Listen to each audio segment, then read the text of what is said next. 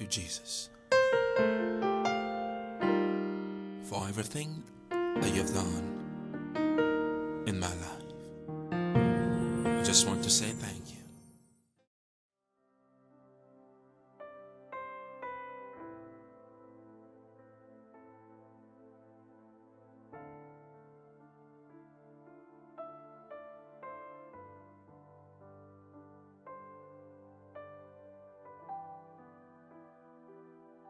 Depuis près de 1 mois ou 2 mois, on a commencé à annoncer que nous recevons ce dimanche la visite de missionnaires. Des missionnaires qui partent pour la France et qui se doivent donc d'aller aider dans l'œuvre au niveau de la France. Il va particulièrement à Paris, mais il aura à servir à Aubervilliers.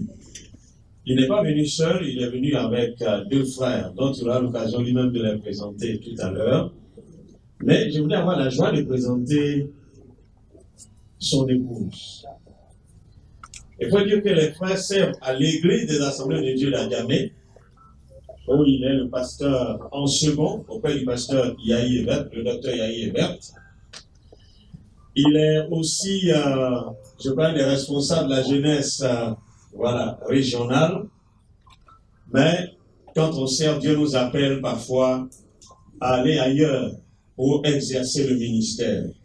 Et c'est ainsi donc, Dieu les a appelés, comme on voit dans Actes chapitre 13, au moment où les disciples étaient en train de prier, Dieu dit, mettez-moi à part, Saul, c'est ça, et Barnabas, pour la mission à laquelle je les ai appelés. Donc Dieu appelle des gens pour la mission. Ainsi donc, Dieu les a appelés. Je voulais donc présenter premièrement son épouse, Madame Yao. Voilà.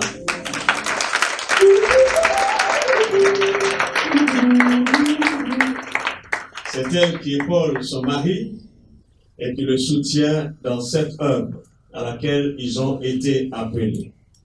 Je voulais donc avoir la joie ce matin de vous présenter non seulement l'orateur, mais le missionnaire, le pasteur Yao Israël, que Dieu bénisse son serviteur et nous fasse du bien en ce matin. Voilà. Tu as toute la place et que Dieu te bénisse.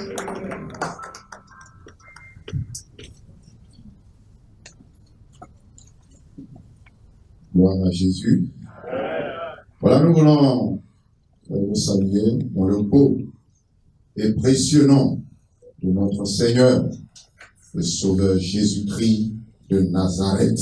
Amen. Vous avez la salutation du doyen Afran Léon, le président de la MATSI, attendez par là l'action missionnaire des Assemblées de Dieu de Côte d'Ivoire. Lui et son bureau vous saluent. Vous avez également la salutation du docteur Ebert Yahi, pasteur principal de l'église d'Adjamé, en la référence, que nous sommes présentement en service. Je voudrais sincèrement remercier le pasteur principal, le pasteur Marie Finet, et son épouse, ainsi que le conseil de cette assemblée, saluer tous les départements, là aussi, sans oublier la dynamique de jeunesse. Voilà, il y avait plusieurs éléments ici, sinon j'ai plusieurs éléments ici. Voilà, entre autres, le frère commun, Descend, Désiré. Voilà, il est le commissaire, voilà, le commissaire au compte du bureau régional de la jeunesse Abidjan Centre. Il y a Lance, le diacre, voilà, l'on dit au même maintenant. Bon, je crois que il est deux ici. Et puis, bon, en tout cas, tous les membres du bureau local qui travaillent, c'est une jeunesse vraiment dynamique. Je bénis le Seigneur pour cela. En tout cas, soyez richement bénis au nom de Jésus.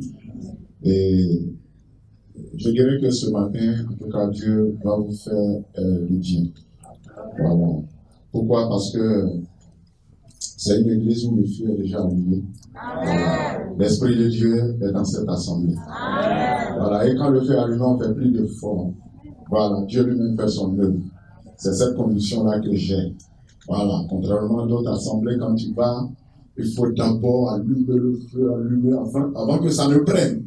Mais quand le feu est déjà allumé, voilà, je dirais que ces choses sont pas faciles. Notre intervention va se situer à deux niveaux.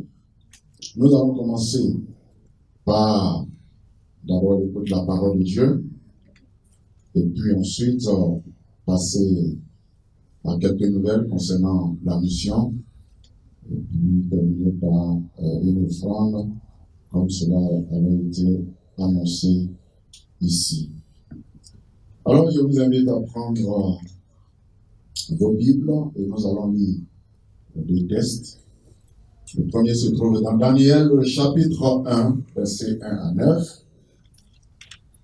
Et le second se trouve dans Genèse 45, verset 4, verset 5 et le verset 8. Voilà.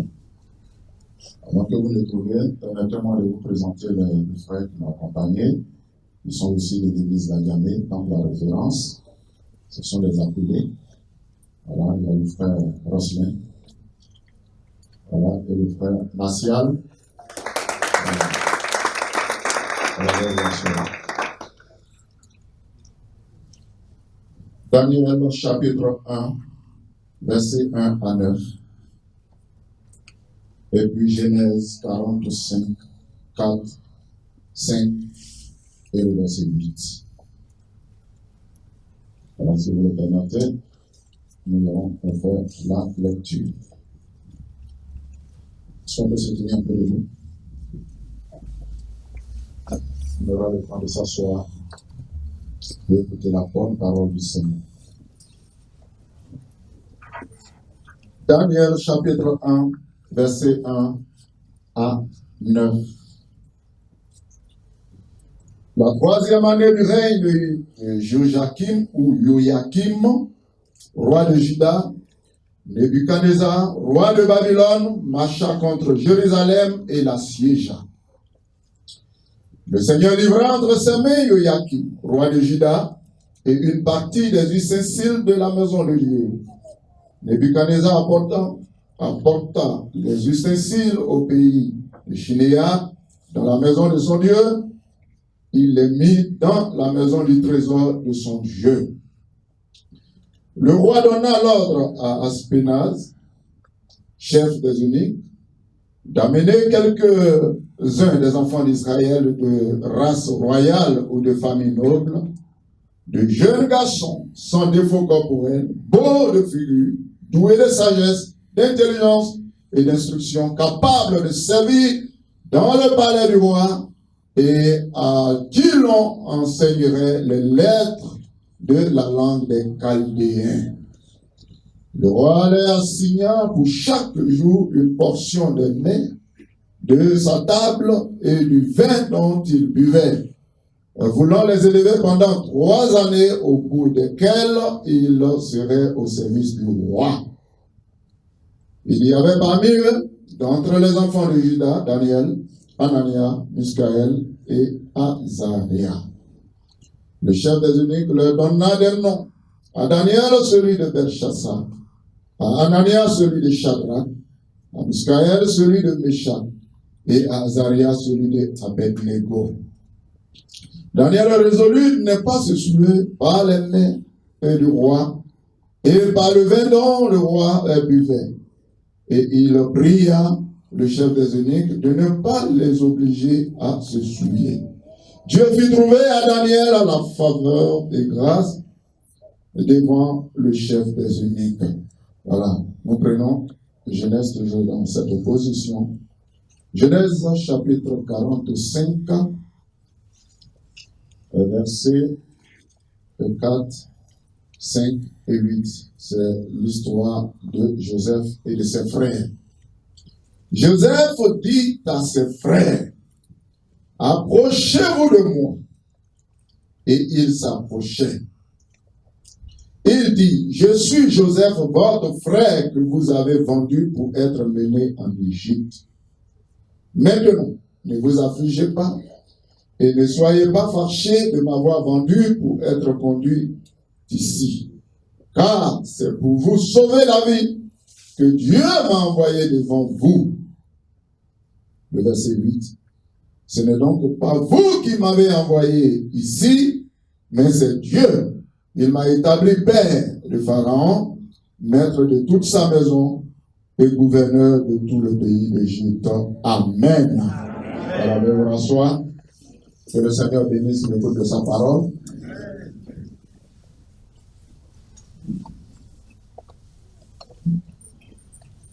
Le livre de Daniel nous présente l'Éternel comme le Dieu fidèle qui n'abandonne pas ceux qui l'aiment et qui le servent avec crainte et respect. Le livre de Daniel présente aussi le Dieu d'Israël comme le Dieu tout-puissant qui délivre ses serviteurs qui placent en lui toute leur confiance. Ce même livre de Daniel présente Dieu comme le Dieu créateur et le Dieu souverain. Celui qui contrôle les événements passés, présents et futurs. Il les planifie de façon merveilleuse dans l'accomplissement de ses desseins. C'est pourquoi ce matin, je voudrais vous parler de la souveraineté de Dieu. La souveraineté de Dieu est un terme très vaste. Alors, nous essayerons d'examiner succinctement 4 points essentiels. Premièrement, qu'est-ce que la souveraineté de Dieu? 2. Qui est l'auteur des crises que nous traversons? 3. Pourquoi Dieu permet-il des épreuves dans la vie de ses serviteurs ou de ses enfants? Et enfin, quelle attitude faut-il adopter vis-à-vis de la souveraineté de Dieu? L'objectif que je voudrais atteindre ce matin, c'est de vous amener à capter la notion de la souveraineté de Dieu afin de faire une bonne analyse de tout ce qui nous arrive, que ce soit en bien ou en mal. Et aussi à comprendre que toute chose concourt au bien de ceux qui aiment Dieu et de ceux qui sont appelés selon son dessein. Je voudrais surtout encourager ceux qui sont éprouvés, abattus, découragés et désespérés à reprendre courage et à se relever afin de continuer la marche chrétienne et le service de Dieu. Abordons maintenant le premier point. Qu'est-ce que la souveraineté de Dieu? La souveraineté de Dieu, c'est un terme théologique qui désigne le contrôle total et absolu de Dieu sur toutes choses. Un théologien du nom de Paul-André Dubois, directeur de l'Institut biblique de Genève, a dit ceci, et je cite: « Dieu est souverainement élevé au-dessus de tout, revêtu de l'autorité et de puissance suprême. En sa qualité de roi des rois et seigneur des seigneurs, il règne sur le trône céleste, rayonnant de sa majesté de seul tout-puissant. Sa volonté et son pouvoir sont absolus. Tout ce qu'il conçoit et décide s'accomplit. La vie de tout homme dépend de lui. Derrière tous les événements ordinaires ou extraordinaires, la main puissante de Dieu est à l'œuvre. Celle-ci ne se relâche pas jusqu'à ce que tout genou fléchisse devant le Maître divin, soit dans l'adoration, soit dans le tremblement. Parce que rien, ni personne ne saurait impunément défier Dieu. Fin de citation. Ceci nous amène à comprendre en abordant ou en nous accordant avec le livre de Daniel que Dieu est le maître la destinée des nations et de leurs chefs. Dieu contrôle tous les événements passés, présents et futurs. Et la destinée de tout homme, grand comme petit, est entre ses mains. Il est le maître des temps et des circonstances. Il exerce un contrôle absolu sur le monde et son histoire. C'est pourquoi tout homme lui doit honneur, respect et adoration. Abordons le second point, qui est donc l'auteur des crises que nous traversons, qui est à la base des difficultés que nous connaissons.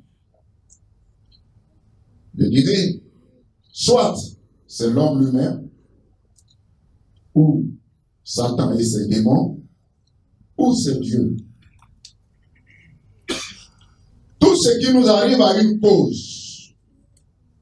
Elle peut être superficielle ou profonde. La cause peut être naturelle ou surnaturelle. La cause peut être physique ou spirituelle.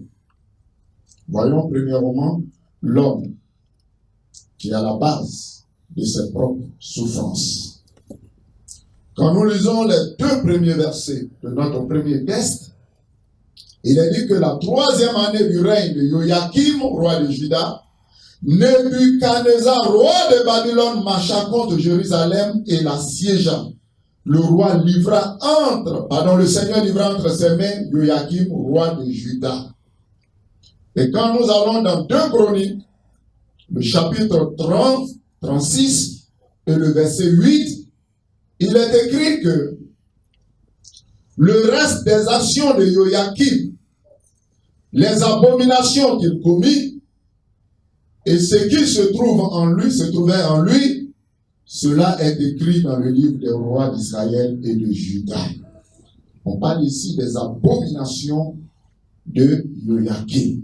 Je peux donc déduire que c'est à cause de ces abominations, c'est à cause de son péché que le Seigneur l'a livré à Nebuchadnezzar, l'a livré aux Babyloniens et l'a mené en captivité.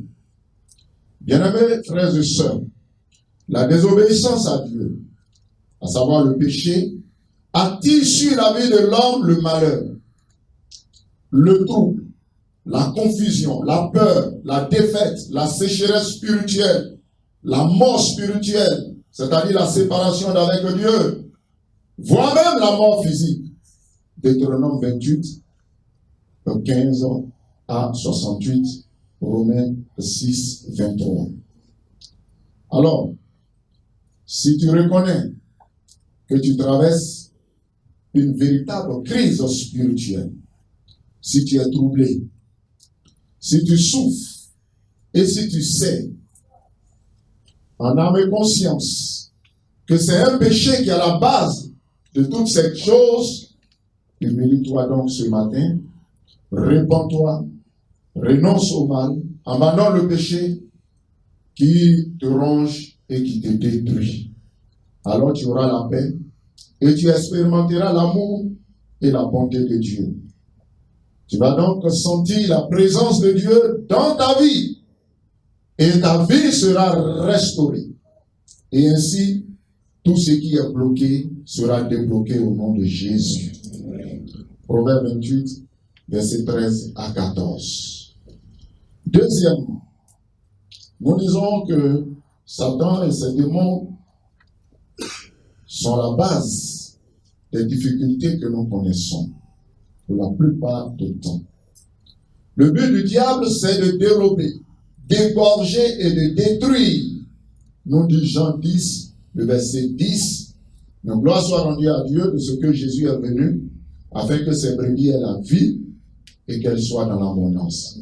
Ou quelle est la vie et qu'elle est de façon abondante. Quand nous lisons l'histoire de Job, cela nous amène à comprendre que le diable, animé de jalousie, de méchanceté, a cherché à détourner Job de la foi.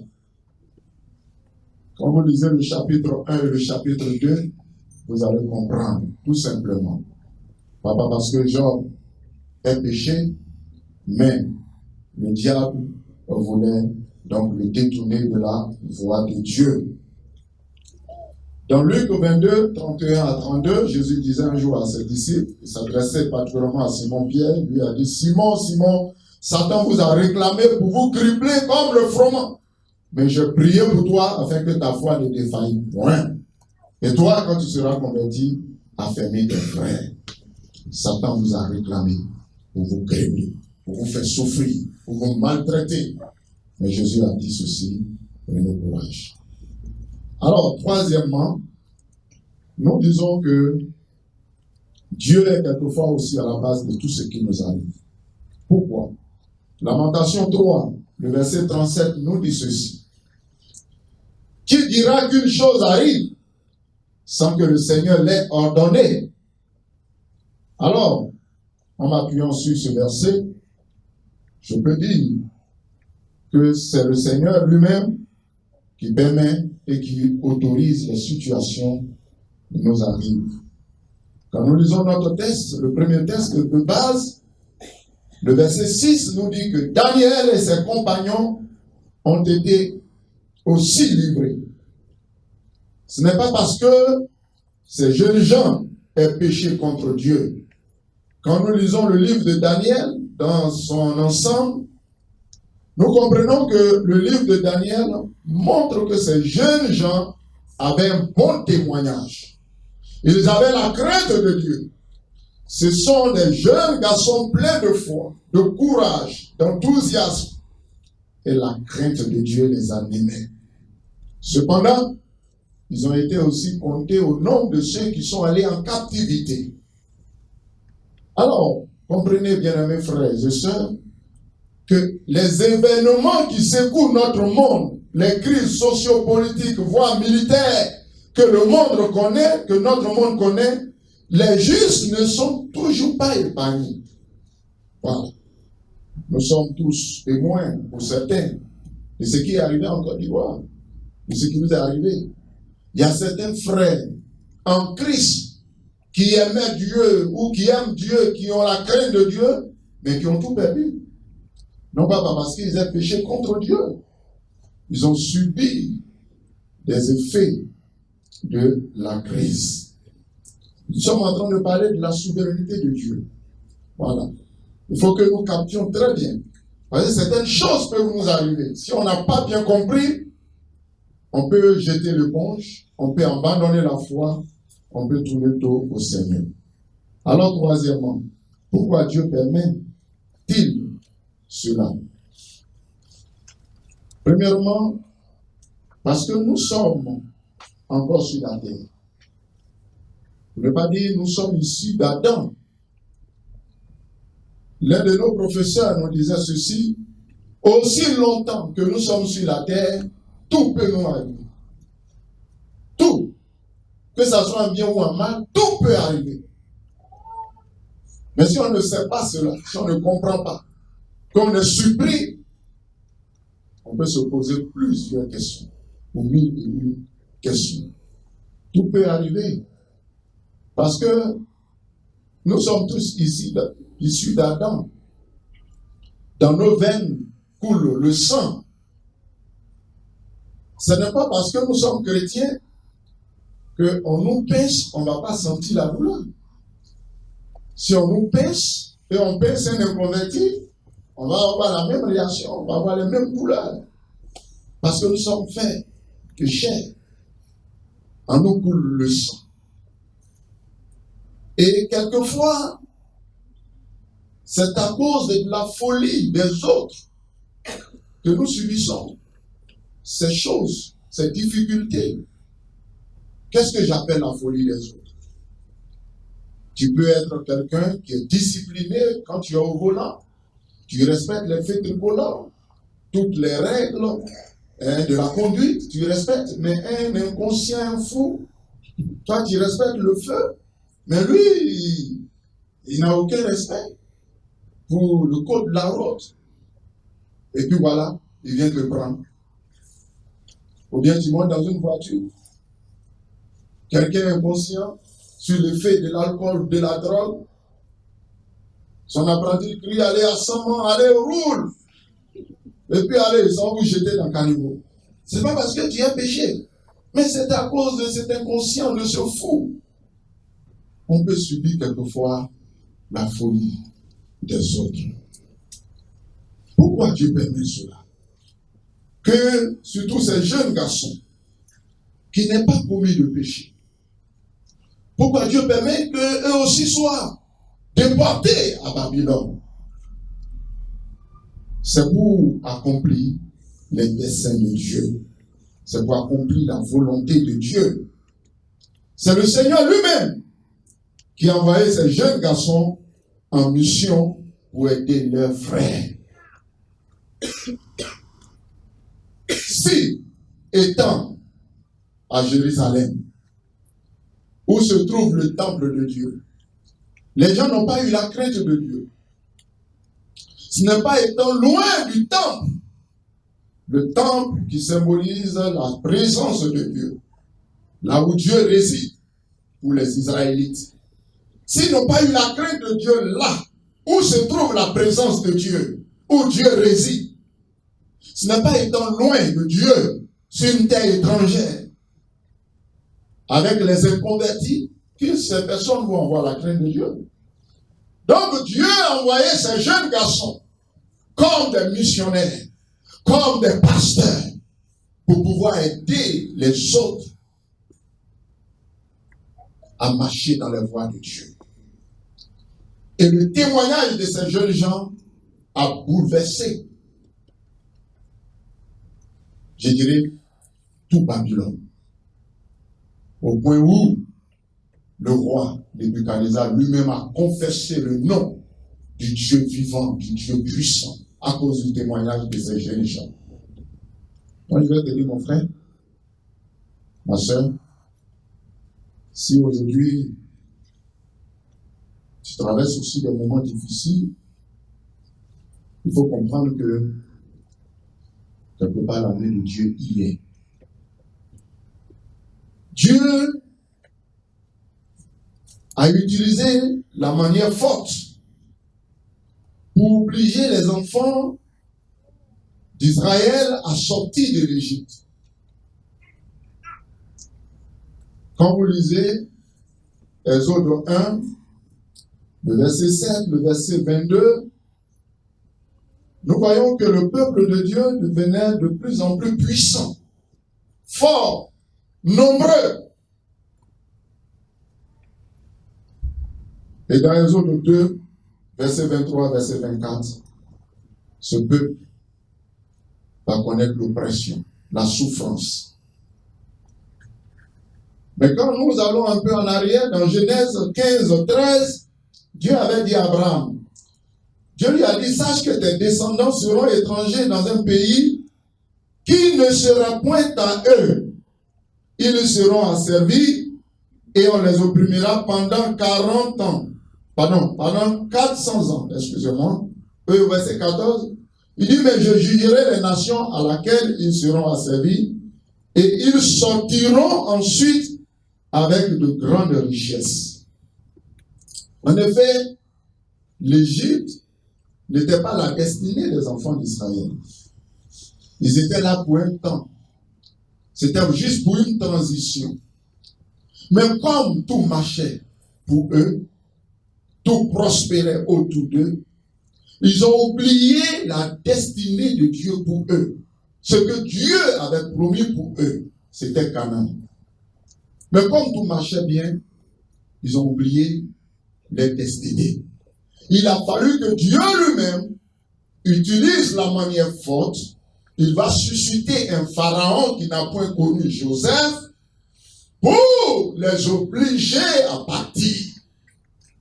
Donc, nous comprenons, frères et sœurs, il peut arriver que nous soyons quelque part où Dieu ne nous veut pas. On peut être dans un service où c'est pas là que Dieu nous veut. Dieu lui-même va planifier les choses de sorte qu'on sorte de là.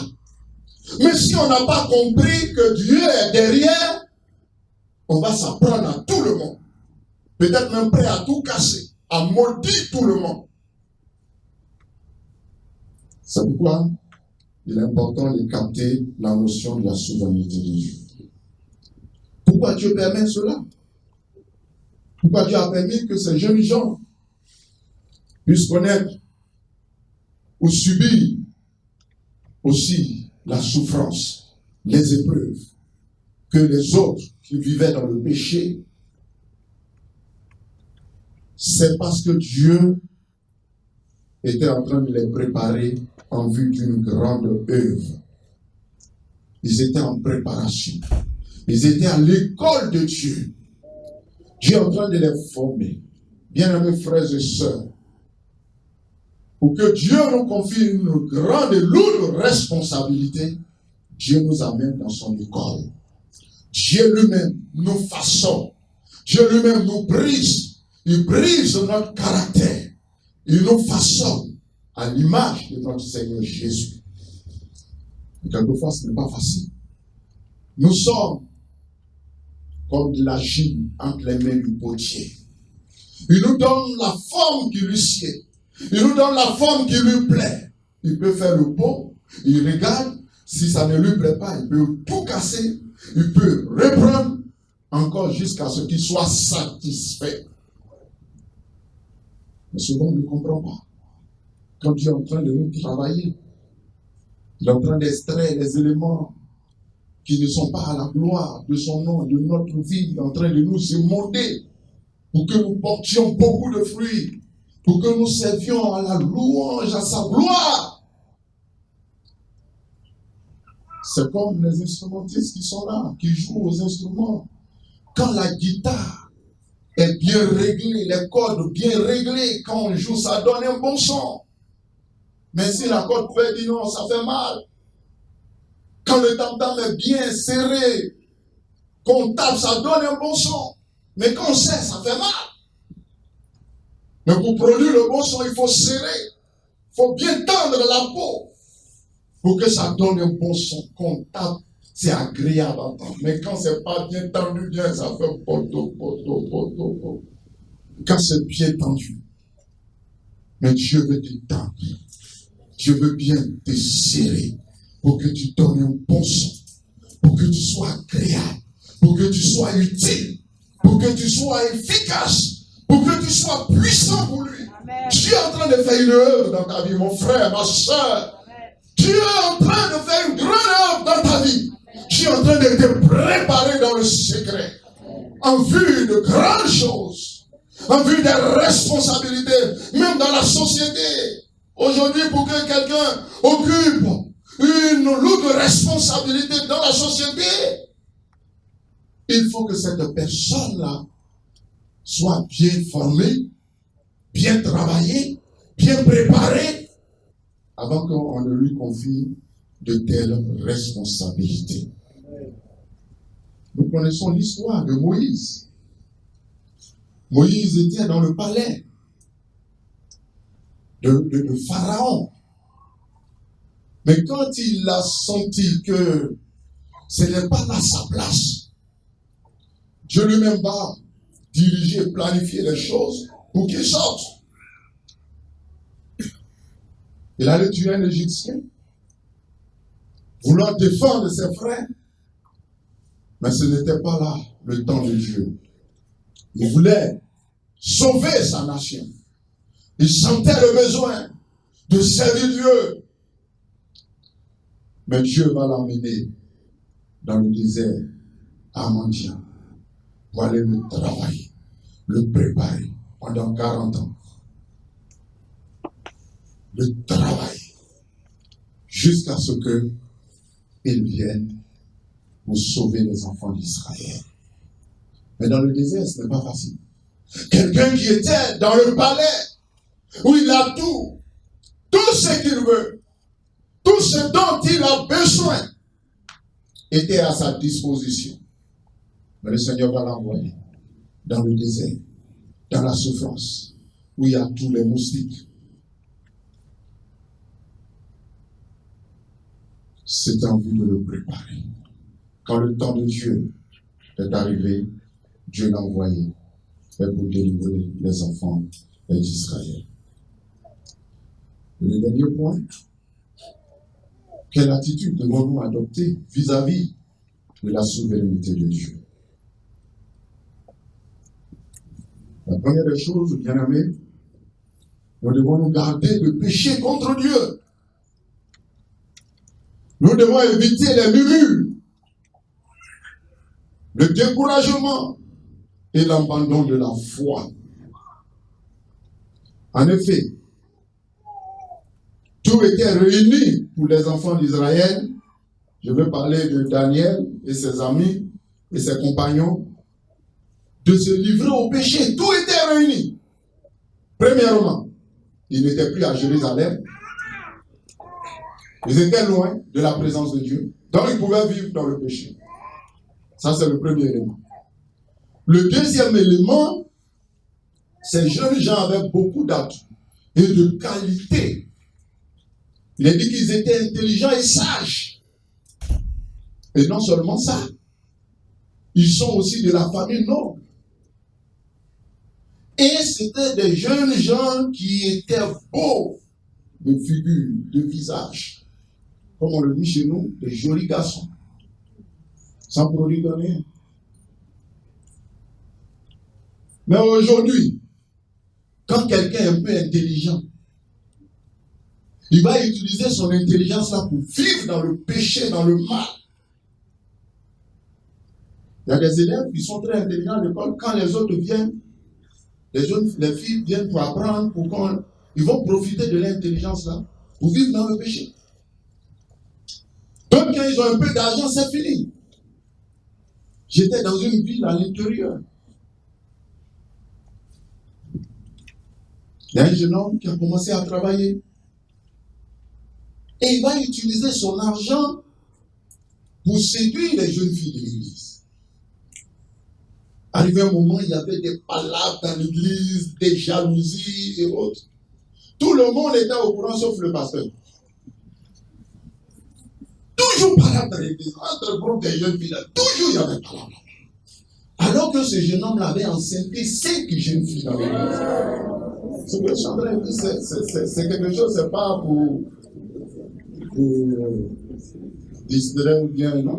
Ce sont des choses réelles. Enceinté 5 jeunes filles dans l'église. Au moment où le pasteur était au courant, tout était déjà compris.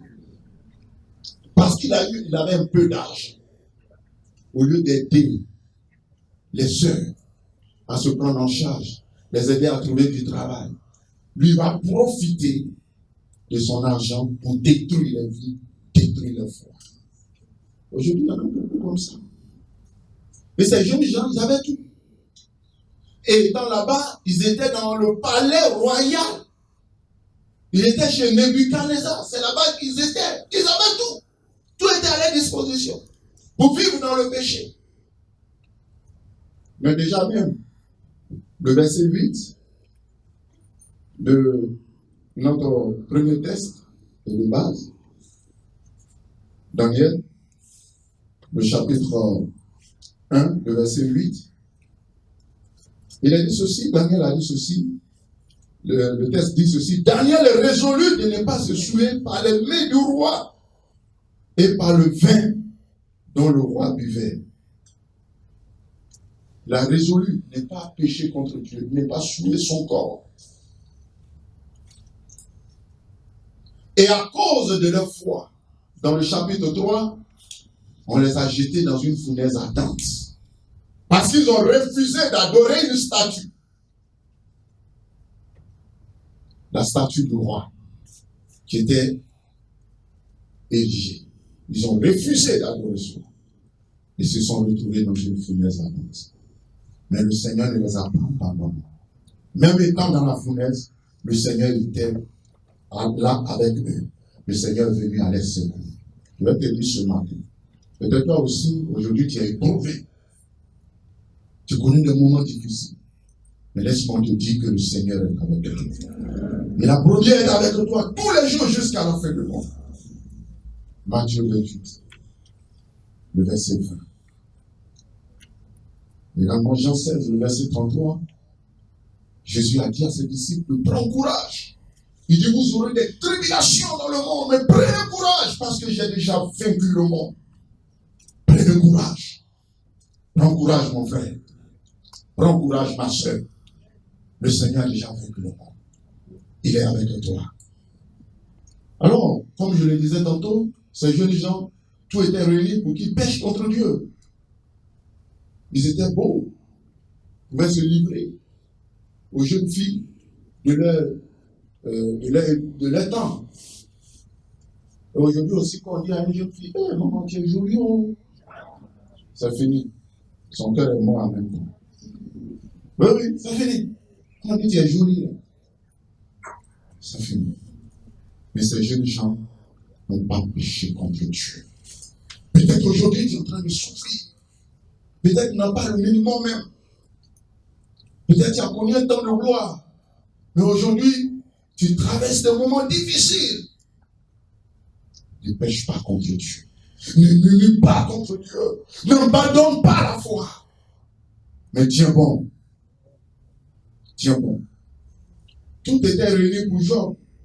Pour qu'il maudisse Dieu comme sa femme lui a proposé. Tout était réuni. Sa femme lui a dit, maudit Dieu, meurs. Regarde comment tu souffres. Tu crains Dieu. Tu aimes Dieu. Mais regarde comment tu souffres. Tu as tout perdu. Tes enfants, tout est bien. Toi-même, tu es malade encore. Tu fais quoi avec Dieu? Maudit Dieu, meurs. Et meurs. Mais tu parles comme une femme insensée. Si nous recevons le bien de Dieu, pourquoi aussi ne pas recevoir le mal? C'est Dieu qui donne. Si Dieu a repris, que le nom de l'Éternel soit béni. Voilà quelqu'un qui a compris la souveraineté de Dieu. Il n'a pas péché contre Dieu. Même dans les épreuves, il est demeuré ferme. Il n'a pas péché contre Dieu. Mais aujourd'hui, beaucoup, même d'autres vont jusqu'à maudire Dieu. D'autres vont jusqu'à se décourager. On n'est même plus venu aux réunions, on n'est plus venu à l'église. Parce qu'ils sont éprouvés. Il y a une maman que j'ai connue quelque part. Cette maman, son fils était en 3e. Et puis, l'enfant n'a pas eu le BPC. À cause de ça, la maman est fâchée, elle ne vient plus à l'église. Pourquoi les autres enfants dans l'église, là, ils ont eu le BPC, et puis elle, son enfant n'a pas eu. Elle a fait quoi à Dieu? Quel péché elle a commis? Pourquoi Dieu l'a honné comme ça? Elle ne vient plus à l'église. Donc je l'ai encouragé, je lui ai dit, maman, il ne faut pas te décourager. Je sais ce qu'il fait. Et l'enfant a repris la classe. Mais je vous assure, bien mes frères et sœurs, c'était le départ pour que l'enfant soit propulsé. L'année qui suivait, l'enfant était le premier de sa classe, le premier de son établissement, le premier de la ville, le premier de la région, et même au niveau national, en tout cas, il était parmi les premiers. Il était à l'intérieur, on l'envoyait à Putain ici. Et autres. La maman est contente maintenant. Hey! Non, Jésus, tu es bon! Tu es bon, Jésus! Hey! Jésus! La même bouche. Il maudissait Jésus hier, la même bouche en train de l'adorer. Et l'enfant, c'est fini comme ça. Aujourd'hui, il travaille. Dieu l'a payé. Il a fallu ça pour le propulser. Donc, bien aimés frères et sœurs, faisons très attention. Nous prenons l'exemple de Joseph, dont nous allons venir tout à l'heure pour conclure. Joseph, qui s'est retrouvé en Égypte par la force des choses, parce qu'il a été haï par ses frères, vendu, s'est retrouvé chez un certain Potiphar. Là-bas, tout allait bien pour lui. On lui a confié beaucoup de responsabilités. Il pouvait là pousser un ouf de soulagement. Voilà encore un autre problème. La femme de son patron, la femme de Potiphar, a commencé à avoir des désirs charnels, des envies pour Joseph. Elle va même obliger Joseph à coucher avec elle. Mais comme Joseph avait la crainte de Dieu, il dit qu'il n'oserait pas pécher contre Dieu et aussi pécher contre son patron. Joseph n'a pas cédé. à la proposition de la femme de son patron. Mais cela lui a coûté la prison.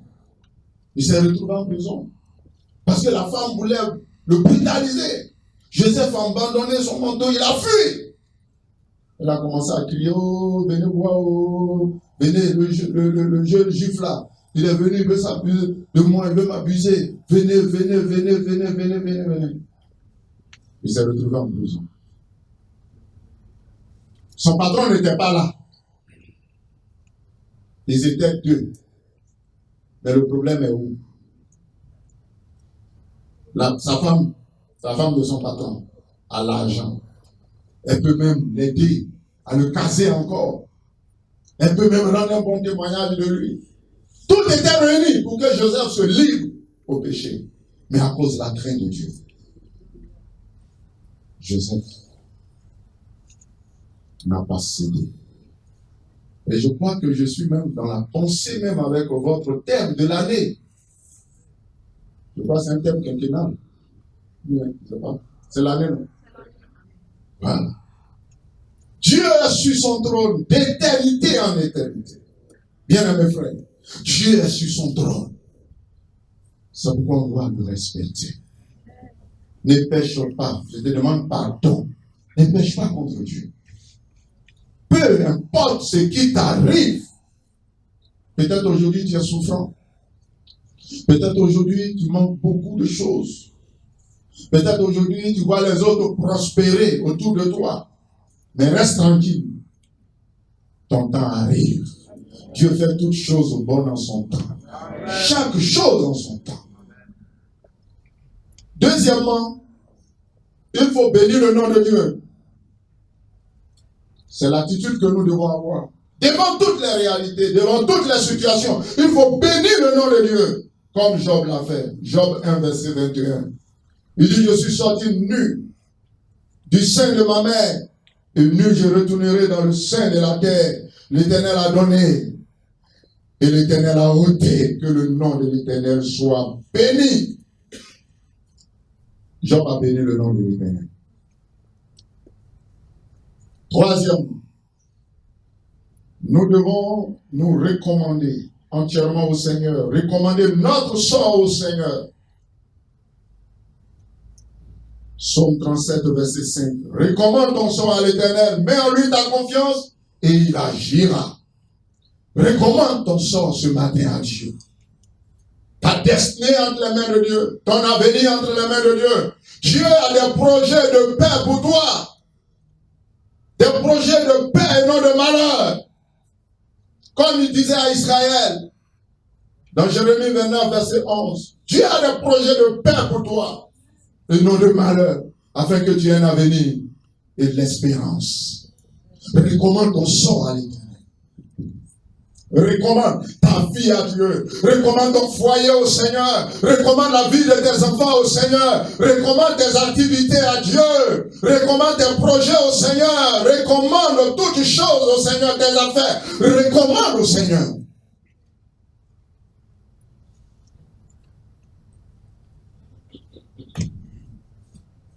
Et quatrièmement, et le dernier point, l'attitude que nous devons avoir, c'est de faire une bonne analyse de tous les événements qui se produisent dans nos vies. Faire une bonne analyse, une bonne lecture. Dans Genèse 45, versets 4, 5 et 8, Joseph dit à ses frères, approchez-vous de moi. Et ils s'approchèrent de lui et dit, je suis Joseph, votre frère, que vous avez vendu pour être mené en Égypte. Verset 5. Maintenant, ne vous affligez pas et ne soyez pas fâchés de m'avoir vendu pour être conduit d'ici. Car c'est pour vous sauver la vie que Dieu m'a envoyé devant vous. Verset 8, c'est la même pensée. Les frères de Joseph l'ont vendu. Un jour, pendant qu'ils étaient dans les champs, et que Joseph allait vers eux pour leur rendre visite, pour leur apporter la nourriture, quand ils ont vu Joseph venir, Ils ont dit, voilà le faiseur de songe qui arrive. Tuons-le et jetons-le dans le trou, jetons-le dans la citerne, et nous verrons ce que deviendront ces songes. Nous verrons ce que deviendront ces rêves. Tuons-le. Mais Dieu, qui est le Dieu souverain, qui a un plan pour la vie de chacun de nous. Dieu, qui prépare de grandes choses pour nous. Parce que déjà, Joseph, dès son jeune âge, Dieu lui révélait des choses et de grandes choses. Dieu lui révélait que les gerbes de ses frères venaient se prosterner devant lui, sa gerbe. Il avait des songes où il voyait le soleil, la lune, les étoiles qui venaient s'incliner devant lui. C'était un signe d'élévation. Dieu avait un projet pour lui. Dieu voulait élever Joseph à un rang très élevé. Mais lui-même, il ne savait pas comment cela allait arriver. Il ne savait même pas ce que cela signifiait. Quand il expliquait à ses frères, à ses parents, son papa lui dit, ah, tu veux dire que nous aussi on va venir s'incliner devant toi? Joseph ne comprenait rien dans tout cela. Et ses propres frères, ce n'est pas les gens du dehors, ses propres frères ont failli lui ôter la vie. Quelques-uns ont dit de le tuer. C'est Ruben qui l'a défendu. Ils l'ont jeté dans une citerne. Ils sont allés l'enlever. Ils l'ont vendu comme esclave, leurs propres frères.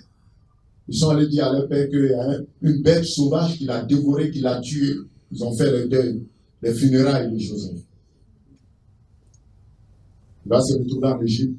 De l'Égypte, la femme de Potiphar va tout faire pour qu'il se retrouve en prison. Il a connu beaucoup de difficultés dans sa vie. Dieu lui a fait une promesse que voilà ce qu'il allait arriver. Mais comment cette promesse allait se réaliser? Comment elle allait s'accomplir?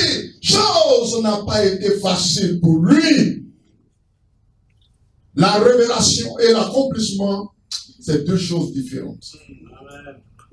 Comment cela va s'accomplir? Toi aussi, Dieu t'a fait beaucoup de promesses, beaucoup de révélations.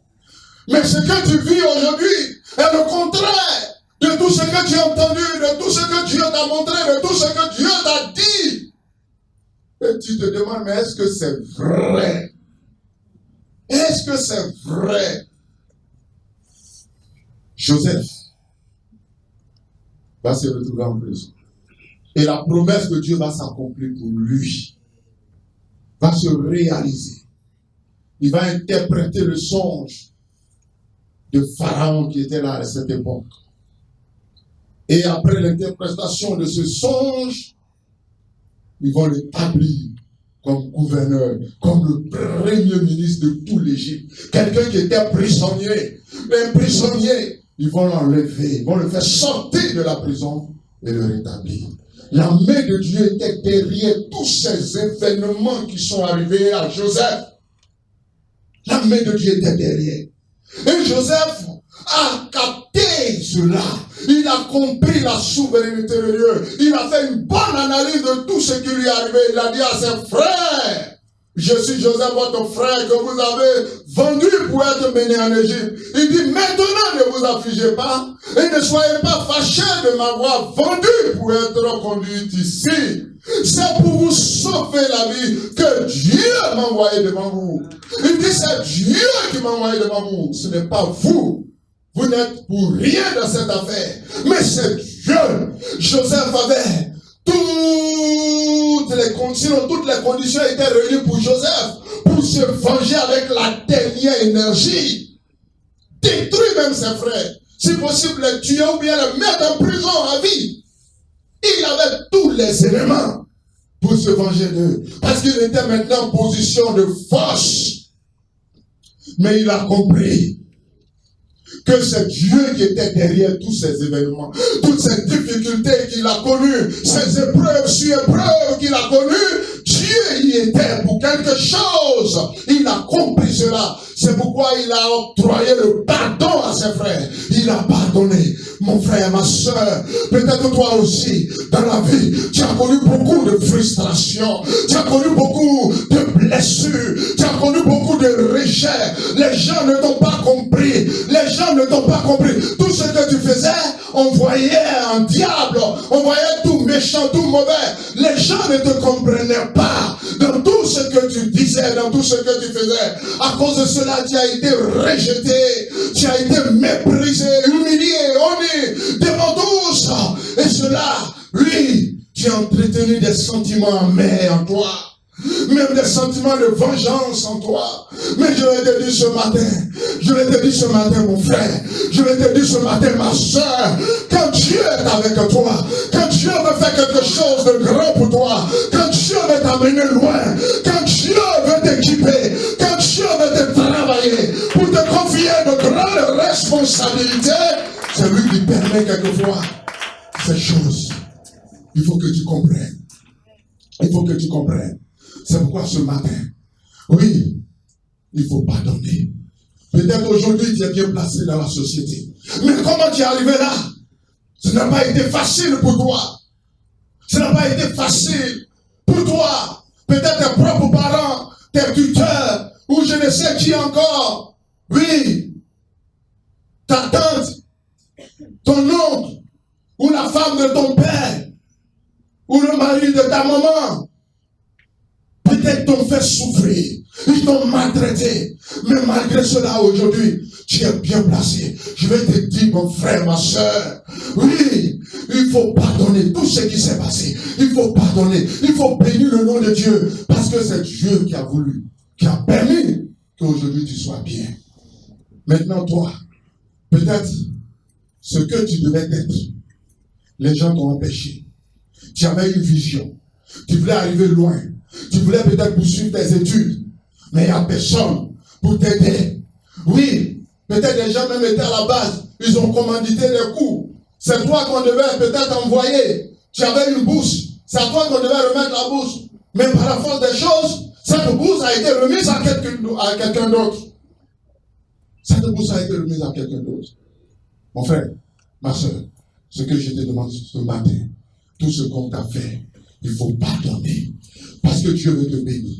Dieu veut te bénir. Joseph a compris qu'il faut pardonner. Qu'il faut pardonner. Il y a une sœur, son témoignage m'a marqué. Je ne sais pas si elle est déjà passée même dans cette église. Une sœur qui était d'origine musulmane. Très petite, elle a connu Jésus. À l'âge de 12 ans. Mais elle a été persécutée par ses propres parents. Elle a été persécutée par sa propre mère. Par sa communauté, ils l'ont persécuté, ils l'ont chassé de la maison. Et arrivé un moment, la pression était tellement forte sur les parents. Les gens venaient pour dire, mais comment vous pouvez oser, comment vous pouvez accepter une telle personne dans votre maison? C'est un déshonneur pour la famille. Il faut exterminer, il faut détruire, il faut tuer, il faut la tuer. Et sa propre maman va mettre du poison dans sa nourriture. Quand elle a mangé le repas, le poison a commencé à agir sur ses organes vitaux, détruit le foie, détruit le cœur, tout ça a été atteint. Ils l'ont pris, ils étaient à l'intérieur, je préfère taire le nom, ils l'ont soulevé, ils sont venus le jeter au CHU de Trècheville et puis ils ont disparu. Ils ont disparu. Donc c'est le service social qui s'occupait d'elle. Et puis voilà un jour, elle a appris que sa maman avait été arrêtée par la police judiciaire, la PJ, pour avoir fait du trafic de drogue. Mais elle voulait écoute, voir sa maman. Mais son état ne lui permettait pas de voyager. Je vais dire le nom, c'est Boaké. Donc elle était à Abidjan, je suis de Trècheville, Boaké. Les médecins lui ont dit, même arrivée au corridor, elle va mourir. Elle ne pourra pas passer le corridor de GESCO. Donc, ce n'était pas possible. Mais elle a tout fait. Dieu a coordonné, a dirigé les choses par un hélico. Voilà, elle a pu se rendre. Je vais résumer le témoignage pour ne pas trop rentrer dans les détails. Donc, elle s'est retrouvée à Boaké. Et elle va commencer à prier, à jeûner. Et c'est elle qui prenait soin de sa maman. Ceux même qui ont poussé sa maman à l'empoisonner, l'ont abandonné dans la prison là-bas. Personne n'osait lui rendre visite. Rien. Personne ne lui apportait de la nourriture, ni de l'argent. Rien. Elle était abandonnée dans la prison. Elle était abandonnée dans la prison. Et c'est la sœur qui est mourante, malade. C'est elle qui venait vendre des oranges avec ses petits frères préparés pour aller donner à sa maman. Et puis, arrivé un moment, elle a dit, je vais chercher Dieu, la face de Dieu. Je vais prier pour que Dieu permette qu'on libère ma maman. Parce que moi, j'aime ma maman. Et elle a commencé à prier. Premier jour, deuxième jour. Rien ne s'est passé. Le troisième jour, pendant qu'elle priait, elle a vu une grande lumière dans sa chambre. Le Seigneur lui a parlé. Elle lui dit, ma fille, arrête de gêner, arrête de prier pour ta maman. C'est moi qui suis en train de te venger pour tout le mal qu'elle t'a fait. C'est moi qui suis en train de te venger. Elle va mourir dans la prison, elle va rester là-bas, elle va mourir dans la prison. Et la soeur a eu le courage de dire au Seigneur, Seigneur, n'est-ce pas toi qui nous enseignais l'amour? N'est-ce pas toi qui nous enseignais le pardon? Tu n'as pas dit d'aimer nos ennemis? Tu n'as pas dit de bénir ceux qui nous maudissent, de prier pour ceux qui nous persécutent et qui nous outragent, de faire du bien à ceux qui nous font du mal? Seigneur, c'est pas toi qui nous enseignais cela. Qu'elle a dit cela, le Seigneur lui a dit, ma fille, comme tu as compris la loi de l'amour, comme tu as capté la loi du pardon, moi l'Éternel, je libère ta maman tel jour. Et en plus de cela, je te guéris de ta maladie. Je te guéris de ta maladie. Alléluia, alléluia, alléluia, alléluia, alléluia, alléluia. Si elle n'avait pas pardonné à sa mère, elle allait mourir dans son état. Elle allait mourir dans son état. Mais comme elle a capté, elle a compris qu'il faut pardonner. C'est pour cela que je vais dire à quelqu'un ce matin, mon frère, ma soeur, pardon, libère tous les prisonniers qui sont dans ton cœur. Il faut les libérer, libère-les. Tous ceux qui t'ont fait du mal, tu les as enfermés dans ton cœur. Oui, tu es en train de penser même, c'est-à-dire tu es en train de mijoter des choses. C'est-à-dire tu penses, tu veux que ces personnes meurent. C'est ça même tes prières. Oui, je vais te dire ce matin, libère-les. Libère-les de ton cœur. Libère-les de ton cœur. Libère-les. Libère-les et tu verras ce que Dieu va faire avec toi. Tu verras comment Dieu va te propulser. Tu verras comment Dieu va te rendre grand. Et ceux qui hier, oui, ont voulu te faire du mal, ou qui t'ont fait du mal, ceux qui te voulaient, oui, malheureux, te voir néant, rien, derrière, dernier de la société. Mais ils te verront, frère, sœur, ils te verront grand. Parce que Dieu est avec toi. Dans le combat où tu es, Dieu est avec toi dans ce combat. Dieu est avec toi. Et cette dame qui avait été jetée en prison, en fait, elle n'avait même pas fait de trafic de drogue. C'est pas elle. Comme nos parents, ils ont beaucoup les mêmes, on porte le même nom. C'est une autre personne qui a fait le trafic de drogue, mais comme c'est le même nom, c'est elle, on l'a pris et puis on l'a jeté là-bas. Mais Dieu voulait faire quelque chose. Dieu voulait montrer sa gloire et sa puissance. Et effectivement, sa maman, la maman de cette soeur a été libérée, comme Dieu lui avait promis, comme le Seigneur lui avait promis, elle a été libérée de la prison. Et sa maman, quand elle est sortie de la prison, elle dit, mais ma fille, pourquoi tu me traites comme ça? Non, la manière dont tu me traites là, c'est injuste. Pour moi, j'attendais des malédictions. Pour moi, j'attendais des injures. Et c'était normal. C'est normal que tu me maudisses, que tu m'injures.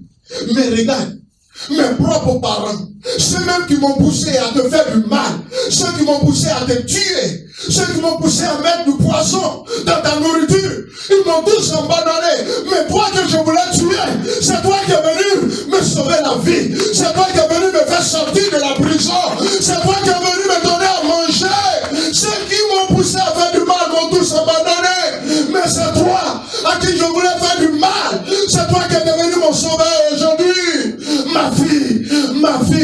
Aujourd'hui là, ton Dieu là, il sera aussi mon Dieu.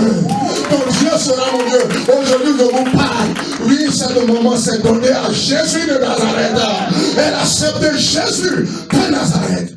Elle accepte le Seigneur. Je ne sais pas. Les gens voulaient étouffer tes rêves. Les gens voulaient étouffer tes projets comme Joseph. Tue-le, jetons-le dans la citerne et nous verrons ce que deviendront ces songes, ces rêves. Je vais te dire ce matin, si Dieu est avec toi, personne ne pourra étouffer, lui, tes rêves. Personne ne pourra étouffer, lui, le plan de Dieu pour ta vie. Personne ne pourra éteindre cela, parce que Dieu avait une alliance avec toi. Dieu avait une alliance avec toi.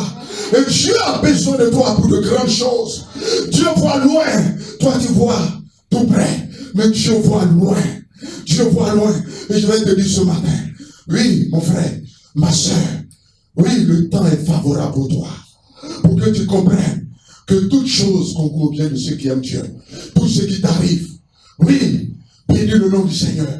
Bénis le nom de ton Dieu, bénis le nom du Seigneur, le Dieu de gloire, bénis-le. Oui, comme Paul et Silas, qui étaient dans la prison, dans Actes, chapitre 16, à partir du verset 25, ils étaient dans la prison à cause du nom de Jésus, à cause du témoignage qu'ils ont rendu, à cause du fait qu'ils ont délivré une femme qui avait un esprit de python. Ils se sont retrouvés en prison. Mais dans la prison, qu'est-ce qu'ils ont fait? Ils ont commencé à louer le Seigneur. Ils ont commencé à prier. Et pendant qu'ils louaient Dieu et qu'ils priaient, au beau milieu de la nuit, le Seigneur est intervenu. Les fondements de la prison ont été ébranlés. Les portes de la prison se sont ouvertes. Les chaînes se sont brisées. Tous les prisonniers les entendaient. Et par la délivrance, les autres prisonniers aussi ont été libérés. Je vais te dire, mon frère, je vais te dire, ma soeur, oui, Dieu veut t'utiliser.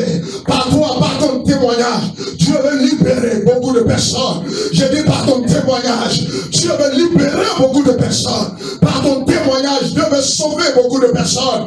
Et là où tout a été verrouillé autour de toi, Dieu a le pouvoir de briser ces verrous. Le Seigneur a tout pouvoir dans le ciel et sur la terre pour rompre ces verrous de l'ennemi autour de toi.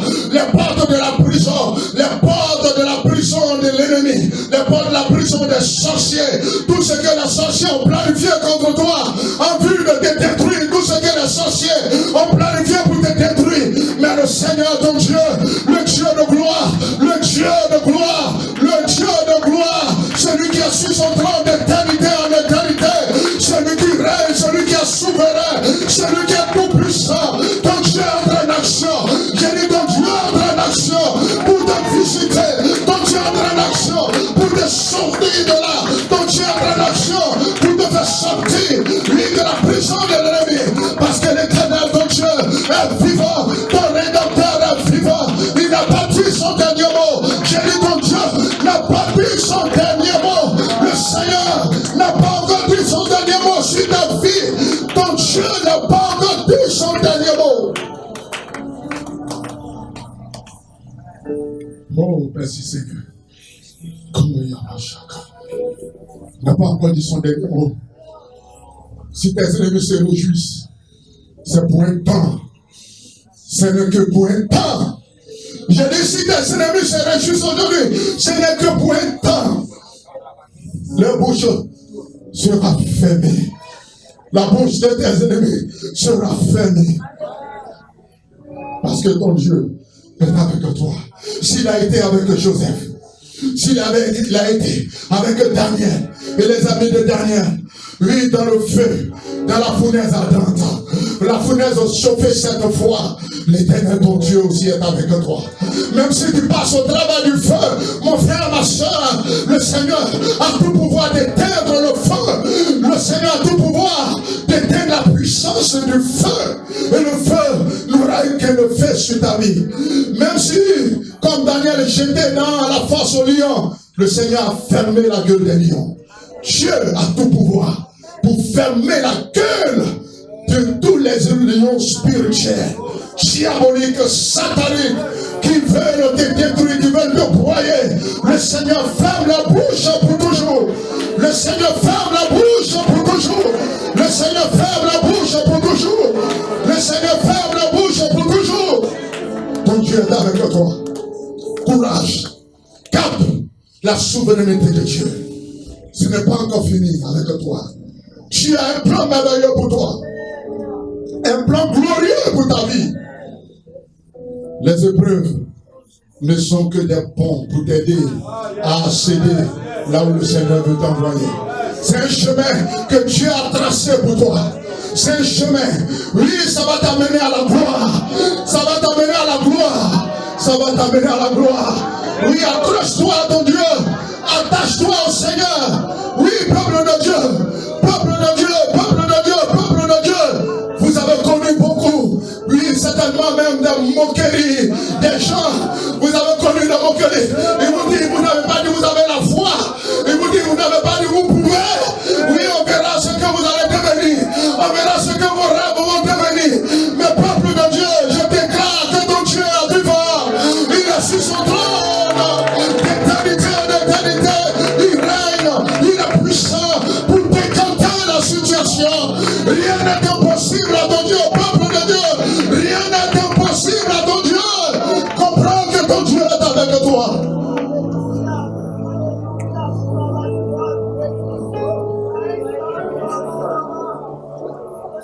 Oh, chacun. Que le Seigneur suit tes larmes, peuple de Dieu. Que le Seigneur suit tes larmes et que tu viennes, il te vienne en aide dans cette situation. L'ennemi fait tout pour éteindre ta flamme. Il fait tout pour éteindre ton feu. Il fait tout pour éteindre ta joie. Il fait tout pour voler ta paix. Mais il ne réussira pas. Il ne réussira pas. Quand ton Dieu est avec toi.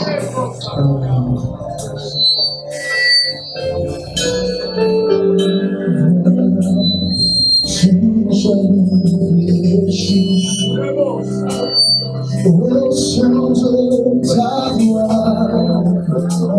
toute l'enfance, parce que le Dieu qui a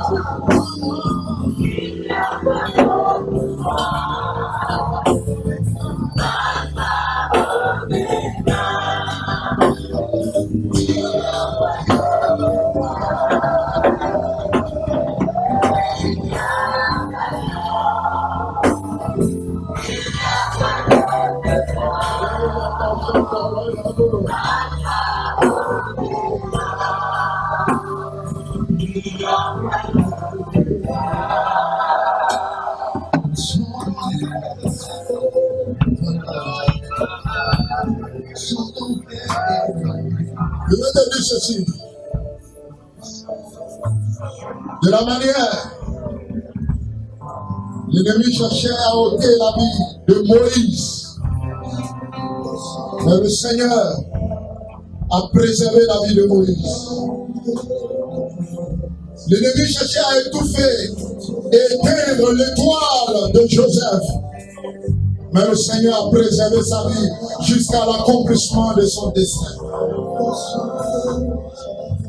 Je vais te dire ce matin, comme David a proclamé, je ne mourrai point. Je vivrai et j'annoncerai les œuvres de l'Éternel mon Dieu. Je veux aussi proclamer sur ta vie que tu ne mourras pas. Que tu ne mourras pas. Oui, tu ne mourras pas.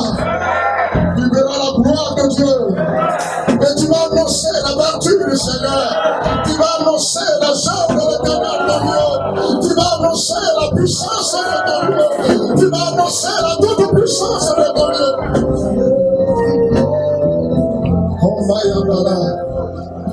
Ce mal dont tu souffres, Dieu veut faire quelque chose pour toi. Ce mal dont tu souffres, ce mal que tu as traîné depuis longtemps, le Seigneur veut te visiter, t'apporter la guérison. Tant attendu,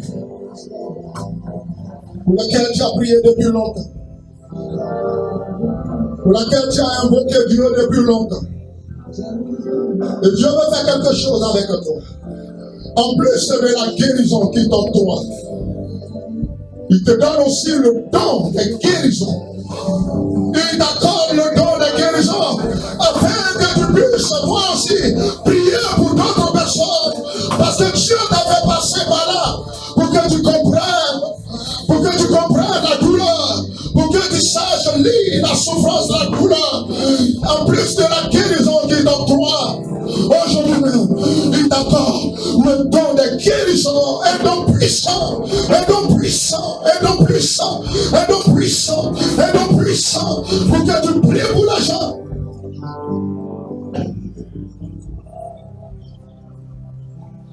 Le Saint-Esprit est en action dans ta vie. La main de Dieu, la main puissante de Dieu suit ta vie.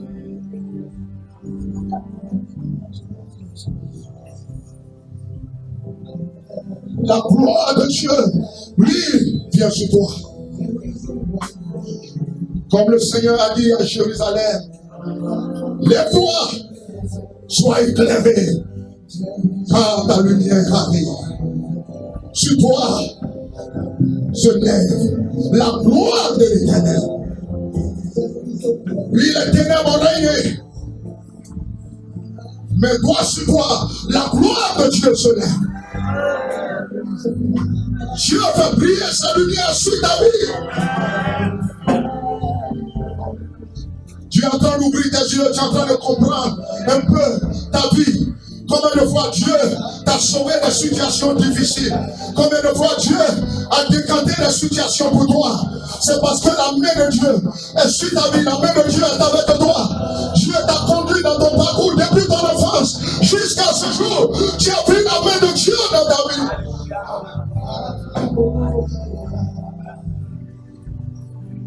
Dieu t'a promis. Il dit verra ton nom grand comme Abraham. Il dit verra ton nom grand. Il dit qu'il te bénit. Il t'a promis cela. Et c'est le même Dieu qui a dit à Abraham, tous ceux qui vont te bénir, moi Dieu, je les bénirai. Tous ceux qui vont te maudire, moi Dieu, je les maudirai. C'est pas toi qui vas les maudire. Je dis, c'est pas toi qui vas les maudire, mais c'est ton Dieu lui-même qui prend ta défense. C'est ton Dieu qui te venge. À Dieu, la vengeance, c'est la rétribution. C'est ton Dieu qui te venge.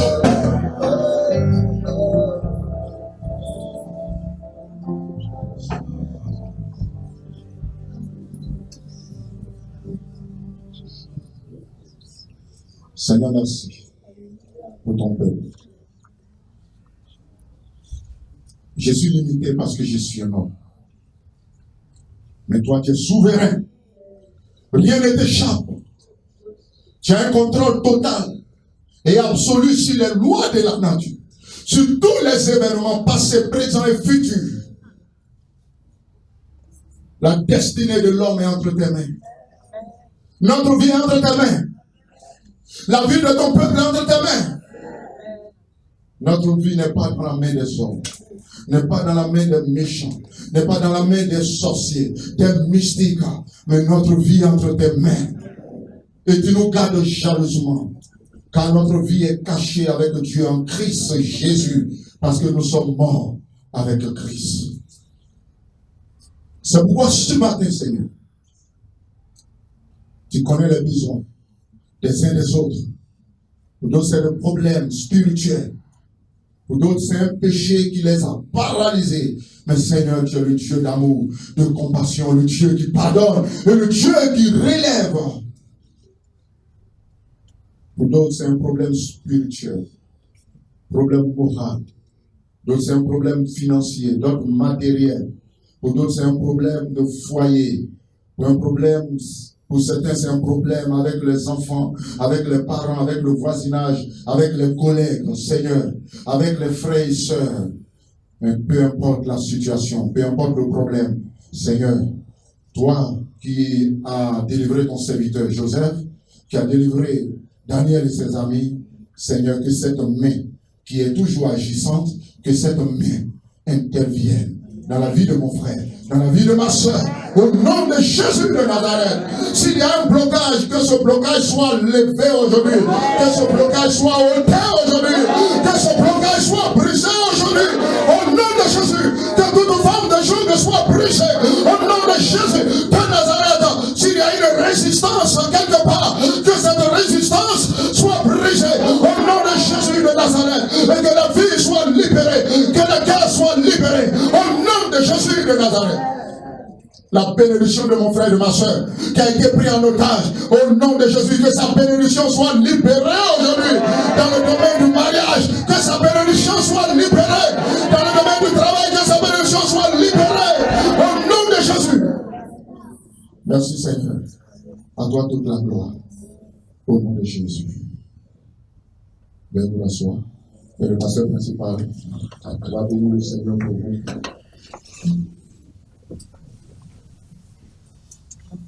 Nous voulons te remercier de ton amour et ta grâce. En effet, tu es sur ton trône et tu es souverain. Il nous est difficile parfois de comprendre tes multiples actions. Mais tu veux nous enseigner ce matin que tu es à l'origine de tant d'actions pour notre bien. Parce que tu es notre souverain bien. Tu es assis sur le trône pour notre bien. Et il n'y a aucune décision que tu prendras qui soit contre nous. Tellement tu nous aimes. Pour venir dans ce monde, en prenant un corps, pour venir dans notre quotidien, il n'y a pas quelqu'un qui puisse nous comprendre que toi. Tu nous comprends tellement qu'il te plaît même d'être à côté de nous. Mais c'est nous parfois qui n'arrivons pas à comprendre tes plans, tes voies, qui sont au-dessus de nos voies, tes pensées au-dessus de nos pensées. Mais donne-nous de faire une très bonne lecture des événements. Comme Joseph. Mets loin de nous la vengeance. Mais donne-nous d'être patients dans la considération de ta souveraineté. Entraîne-nous. Seigneur, même si parfois nous ne comprenons pas tout, s'il te plaît, parce que tu nous aimes et que tu as une destinée glorieuse pour nous, contrains-nous, Seigneur. Contrains-nous. Nous t'en supplions.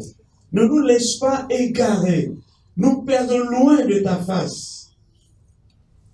Parfois, nos décisions sont charnelles. Notre compréhension des événements, oh, notre Dieu, est humaine. Pardonne-nous, Seigneur. Ne laisse pas celui qui s'égare. Et ramène-le dans la bergerie. Ramène-le à toi. Et conduis-nous, Seigneur. Nous t'en supplions. Tu aimes ton peuple. Et tu aimes chaque membre de ton peuple. S'agit-il de nous corriger? Corrige-nous, mais ramène-nous à toi. Châtie-nous, mais ramène-nous à toi. Ne laisse pas l'ennemi de détruire un de ceux qui t'appartiennent.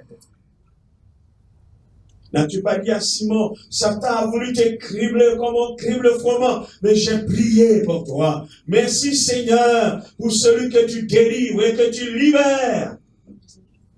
Parce que la vie d'une âme te coûte cher. Merci pour ta souveraineté. Merci parce que tu es assis sur ton trône. Il n'a jamais été vacant. Alors nous sommes heureux. Parce qu'avec toi, nous triompherons. Avec toi, nous gagnerons. Parce que tu n'as pas dit ton dernier mot. Alors nous croyons que toutes choses sont encore possibles. Merci pour ta parole. Merci pour le relèvement. Merci pour la victoire. Merci pour le triomphe. Merci pour les faibles commencements. Merci pour l'obstacle qui va être ébranlé pour notre victoire. Merci pour tout ce que tu as planifié. Parce que tu donnes gloire à ton nom. Sois honoré et sois glorifié. Amen. Amen.